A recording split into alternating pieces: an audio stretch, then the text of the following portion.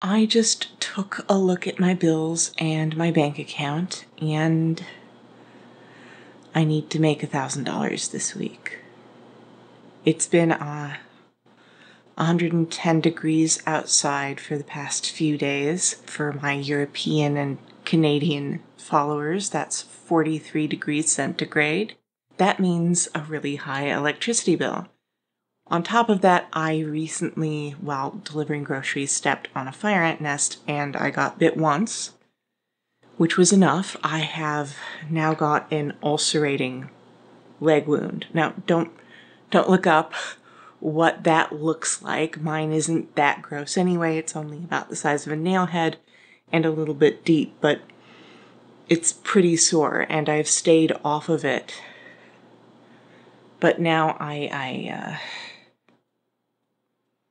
out of time. I need to knuckle down. So it's about 7:30 at night. I'm not going to start today, but early in the morning tomorrow, I'm going to get to it. And I figured I could suffer in silence, or I could make content.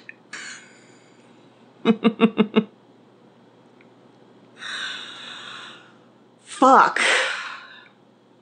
The minds that first conceived of the gig economy, which they called the sharing economy, are right about one thing.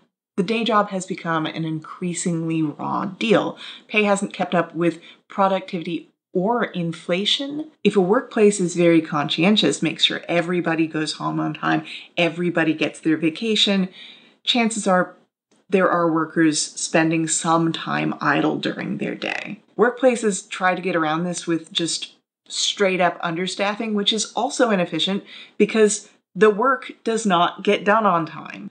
According to late social scientist David Graeber, some jobs exist primarily for sociological reasons and, in the strictest sense, don't need to exist. Day job schedules exist mostly so that managers can oversee work. It's not necessarily when work needs doing. Like, imagine it's 3 a.m., I'm having a baby, and I call a cab company and they say, "Great, congratulations, we'll pick you up tomorrow at 9. So these are legitimate problems, and Silicon Valley utopian libertarian types swooped in and said, let's fix this. Let's implement a sharing economy where if people have labor and people need labor done, we can connect those people directly, cut out some of the middleman." And in theory, this was a fine idea, but like all things tech libertarians touch, it turned to shit. I'm going to explain to you in financial terms, in political terms, in personal terms, why the gig economy does not work. And I'm qualified to do that because I was a financial analyst. And now I'm a gig worker.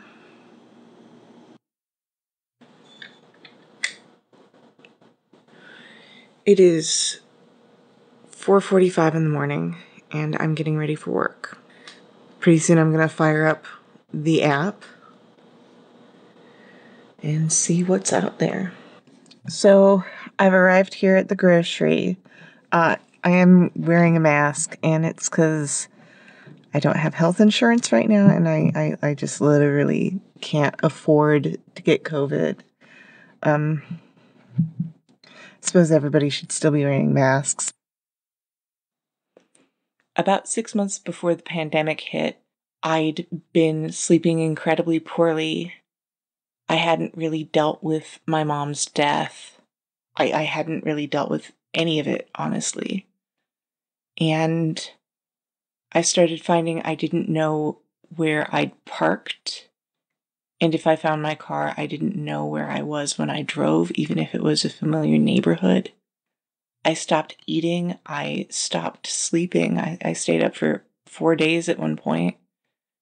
I got into an inpatient program, which gave me my life back, but I was still pretty fragile. I tried returning to work, And I went back too soon and just lost the job. And then I lost the job after that.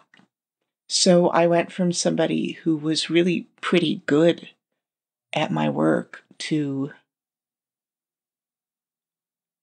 someone who didn't work. And that's terrifying. I didn't come from much. I've literally gone hungry before. And to be back delivery driving, which is what I used to do, just lifting heavy packages. It's really something. Well, I'm back home. I've made $46 so far today, but I'm tired. I got up at, I think, 1:30 or 2 in the morning, and now it's 9:30. Slept about 4 or 5 hours, and at a certain point it becomes dangerous to drive tired, and I'm not going to do it. I'm not going to risk hurting somebody. I'm going to see if I can get a nap or maybe work on something that doesn't require me to drive, and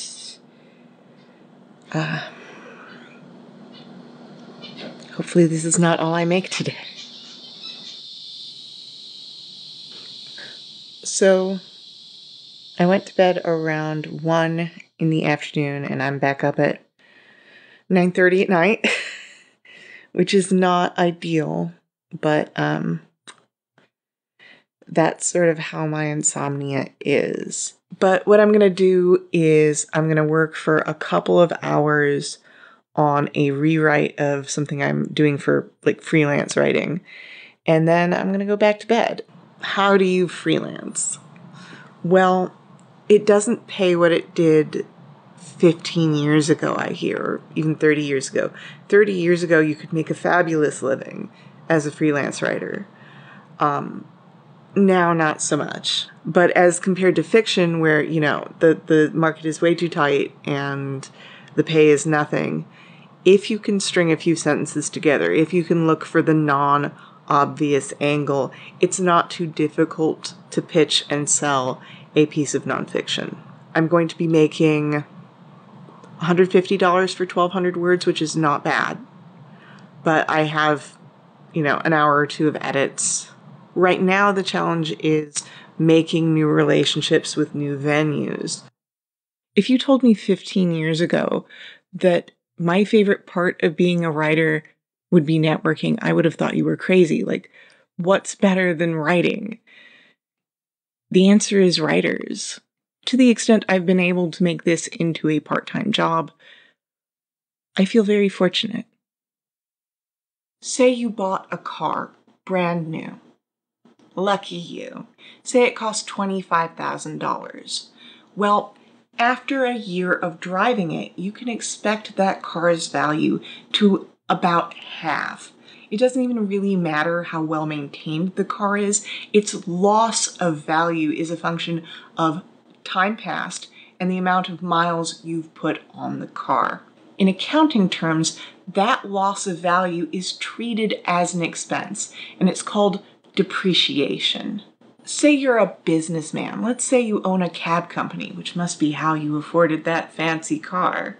You own 100 cabs, all worth $25,000. And of course you buy those cabs new. I mean, you don't know where a used cab has been. So after a year, your 100 cabs, which you bought for $25,000 each, have halved in value. And that's optimistic because cabs get driven pretty hard. You have just lost $1.25 million on that. So let's get out of the cab business. It's kind of a dud. Let's get into the tech business. You aren't a cab company. You hook up drivers with people who need rides. Let's call you Boober. So you at Boober don't own a fleet of cars, of course not. You're just facilitating a relationship here, which means the drivers own the fleet of cars. So the drivers, definitely not your drivers. You have no drivers. You're a tech company. They eat the depreciation expense. Congratulations, by being a tech company instead of a cab company, you have made one of your biggest expenses disappear.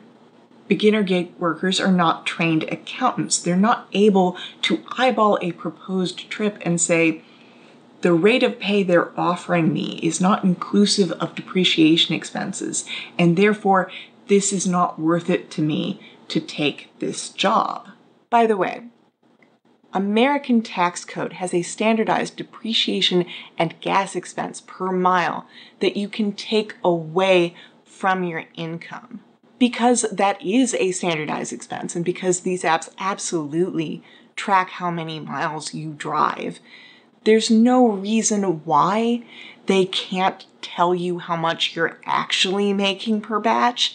They just choose to hide that from you. So you, somebody who is just starting out, might think you're making pretty good money until you have to fill your gas tank, until your car breaks down, until you get injured. And then you realize you're actually making less than minimum wage. This isn't a good thought to have, but every minute I'm not making something or working toward making something, I feel like I'm dying a little bit. So while I work, I like to put on YouTube videos, I like to put on audiobooks, often about history, high art, and hobbies that I don't have, but which other people are really into. I like seeing what they see in it. Very rarely do I end up wanting to adopt them myself, but it does happen. At work today, I was listening to a video about Edward Hopper's Nighthawks, and it's a great video. But a lot of the video is about how miserable his marriage was. And I couldn't help but think, why is this my fucking business? Why can't this man just be dead? Why do we have to resurrect him to make him like only about his misery and his unhappy marriage and all of that? I'm not really fascinated with celebrities anymore. Like I've sort of abstained from that kind of relationship for the most part. But I am interested in celebrity, about how people relate to celebrity. For example, there is a YouTuber who I'm a big goofy fan of, H-Bomber guy, Harry Brewis. Whenever he posts something, at least one reply is a reference to a bit he did. Somebody's going to relate whatever he said back to, fucking Aquaman. And it's a funny bit, but it's not that funny when it gets repeated back to you 100 times. Like, what a nightmare mirror that is. And every time you get famous, it's usually only for one thing. Like, even if it's like micro famous, you get to be boiled down to your shitty marriage or one joke you did or one interest you had 20 years ago. And you grow. What if you can't be what people need from you? Trauma is a bit like that. Like, you tell people you were, sexually assaulted, or you tell people you were poor, and suddenly you are the recipient of every belief and every encounter this person has had with the particular kind of violence you're discussing. I don't think for a second I'm going to be like YouTube famous. And in fact, if I thought these words would escape this hell, this flame would cease to move. But I am aware that someday I want to make money off of being a writer, and that means having fans. And I'm deeply uncomfortable with what fans are, with what that relationship is, and not like condemning it. Uncomfortable in that I have questions about it, questions which are unanswered. I've had a series of conversations with my agent, who is thankfully very, very supportive, about how I want to be my version of professional, but I'm not a product. Writing just doesn't fucking pay enough to sand off your rough edges. Part of why the gig economy is such a bitter failure is because the people it promised to help the most are actually really screwed by it. As a disabled person with significant issues with my sleep and some with my mobility, I could really use a job where I can pick my own hours. That would be great if it paid a living wage. Truth be told, I do know some gig workers, freelance writers, Uber drivers, that sort of thing, who make pretty good money, and all of them work 12 hours a day. That is even more out of reach for me than a 9-to-5 job, I think. I haven't been able to use the gig economy to make a living, really. I've mostly used it to stretch out savings while I look for work. What I've discovered as a disabled person and gig worker, and which I bet a lot of other gig workers have discovered, is that 9-to-5 jobs want a particular kind of reference. And if you give them like a freelancing reference, they kind of go, but this isn't your boss. I'm like, yeah, but this is who I work with. And it's like, well, we don't want a coworker reference. We want a boss reference. I'm like, I'm the boss. I am my own boss. That's how that works. I'm no slouch as a writer. I sell something once or twice a month. I have a Patreon, which you can sign up for. Like, comment, subscribe, sign up to my Patreon. I don't have any merch, but if I did, I would sell it to you. Most writers are not making their primary income off of writing, and the ones who are like star athlete, LeBron James type people. Like, those people are fucking rare. So after 6 months of looking for work, following 2 years of pretty profound disability, I'm starting to get worried. Like, my husband, completely disabled, and the state has decided that they don't feel like paying out his disability. Like, all of their witnesses said that he was disabled, and they went, this is Texas, so no you aren't. So that's great. Whole other video there. I am worried I'm locked out of professional work, and I am not making as much as I spend per month. There's like a threshold fast approaching, past which I don't see anything. I don't see a future. And I'm not scared yet, but I will be.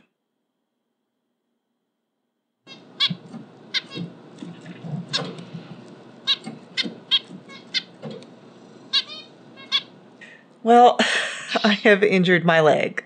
Like, not my right leg, which was already injured, but the other leg.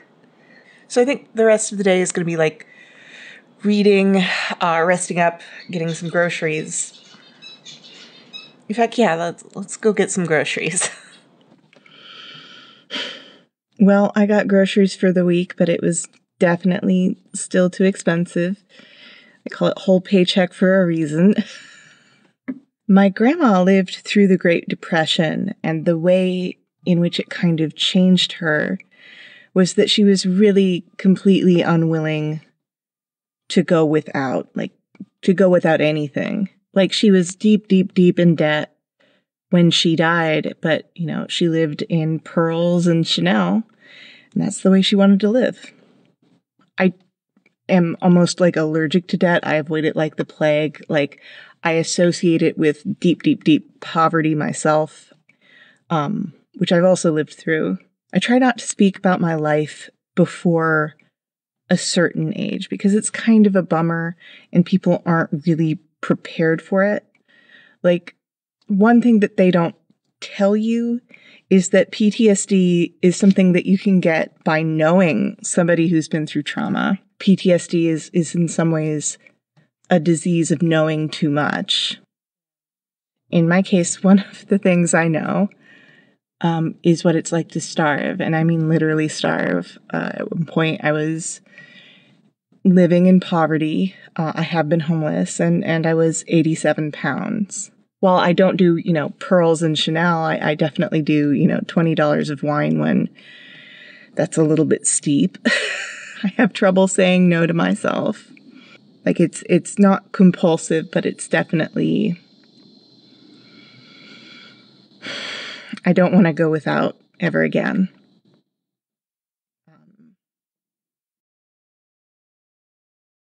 It is 1:30 in the morning.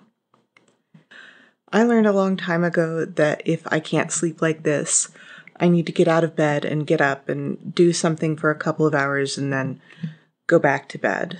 So right now, what I'm doing is working on this Vampire the Masquerade one-shot. My friend said, we're playing. I haven't played since the 90s. The 90s are back. You're storyteller. Last month, I lost my Twitter account because I got upset at somebody being shitty about domestic violence. I reacted. I said something nasty. I got permanently banned. And it's not worth it to me to do the whole VPN thing at this moment. I'd been meaning to take a break anyway. I haven't been reading as much as I want to, and I haven't been connecting with people in real life as much as I'd like. Twitter was sort of where my social life was.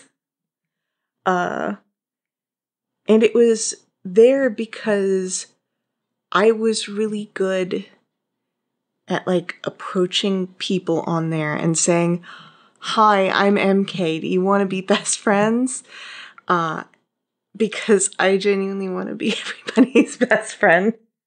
So it works. But now I don't have like that social outlet. So I've gotten really into vampire, I think. Because I need an outlet to be creative with people. I need an outlet to be social with people. And I need something in my life besides writing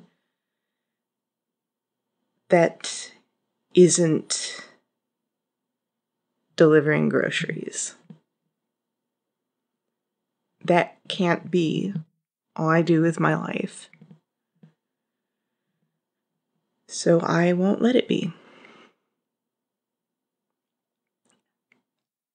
I took a long break from tabletop role-playing games for reasons I don't really feel like getting into. But I did try once to get back into it. I showed up to a gaming night at the back of a gaming store. And it was me and two other guys. And we couldn't really decide on what we wanted to play. We were all kind of finding reasons not to play a game because we sucked. But I think there was another factor, and that other factor was one of the guys was the most beautiful human being I have ever seen in person. So I was a little bit distracted. And for some reason, this guy seemed into me, which is nuts. He asked me back to his place. Yes, of course. So he lives in a shed, like somebody's garden shed. Things ensue. And afterward, in the clarity of having gotten something out of our systems, we start talking about like our personalities and stuff. And I tell him, very shyly, that someday I want to be a writer. And he's like, "Oh, I want to be a writer too." I'm like, "Really? That's so interesting. What do you want to write?" And he starts telling me a story. It's a fantasy story called Pig Boy. Pig Boy is called Pig Boy because he's an orphan who sleeps in the barn with the pigs and doesn't have a name. And of course, Pig Boy is destined for greater things. Why else would the book be named Pig Boy? He joins an army. There's a princess. She tells him, "You can't lead an army. You're just a pig boy." Do Pig Boy and the princess make love? Yes, several times. How did you guess? I heard about all of them. It takes this guy an hour and a half to tell me the plot of Pig Boy. Meanwhile, I'm like inching toward the door For some reason, I didn't leave. I think it was a combination of thinking that this thing has to end soon, and also maybe we can go again after this. Just some combination of horny and anxious and polite. And then he finishes and he says, "What do you think? Do you think it would be a good book?" And I said, "It'll all depend on execution on the page, I think." He's like, "Oh," and he seems only a little disappointed, not very. And there's this long silence. It's the first silence we've really had. And eventually I say, "You know, I wasn't fully engaged for the entire story." And he said, "Oh yeah, I saw. I could tell." It occurred to me, this wasn't gonna work out. We never precisely became friends because I'm not sure I liked him all that well, but I did buy him groceries, I think 5 times because I'd been there, I'd been homeless. He never asked me for food. He mostly wanted to buttonhole me and tell me stories, and, well, he was no writer. Or at least I was the wrong audience. I gave him food because I was afraid of being hungry, but despite him absolutely being hungry, it wasn't his fear. There's more to surviving than just eating. People need to make things. People need to be seen. He's doing well, by the way. He got a corporate job and seems to be as fine as anybody who's ever been homeless can be fine. Before that, while he was struggling, he delivered food. He was a gig worker. Years later, I did check. Did he ever write a book? And he never did. So I guess the moral of the story is, if you have an idea, sit down and write the book. Because that story is mine now. Despite there being immense barriers to organizing, like, how do you form a union when you don't know who your coworkers are? There have been efforts to try and organize the gig economy. DoorDashers and Instacart drivers have striked, and as a freelance writer, I am a member of a union. I have never had to use it because all of my editors are God's perfect angels, but my union has a legal fund. So if an editor forgets to pay me, or if they use my work in a way that we didn't agree to, my union's lawyer can have a little talk with them, which is nice. I think every worker should have that kind of help with their problems in the workplace. And there are very few problems which I don't think a union can help with. Like, creepy guy harassing you at work? Call your union rep. Getting underpaid? Unionize. Your burrito in the microwave is not getting heated evenly enough? Unionize. The gig economy is exploitative, and it fucking sucks. Unionize. Unionize. Unionize. I'm so tired. It was 108 degrees, I think. But it was a good day anyway. I made $75, which is fine considering how slow I am right now. I spoke to a concierge in a high-rise downtown. She was reading a book, and I asked her how she liked her job, and she said she loved it. We had a great conversation, and she said, "You know what? We're hiring right now." Put in an application real quick on my lunch break. They got back to me today. Who knew that having a conversation with another human being would be a good thing? So far this week, I've made $150 off of freelancing, another $150 off of delivering groceries.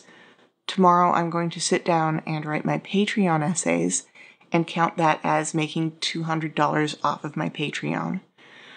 My husband unexpectedly got asked to do some dog sitting, so that's $220 that he's made doing that. Although I don't get paid for the writing work, either the Patreon or the freelancing, until next week. So if I can make another $200 or $300 delivering groceries in the next 4 days, it'll be tight, but I think we'll make it.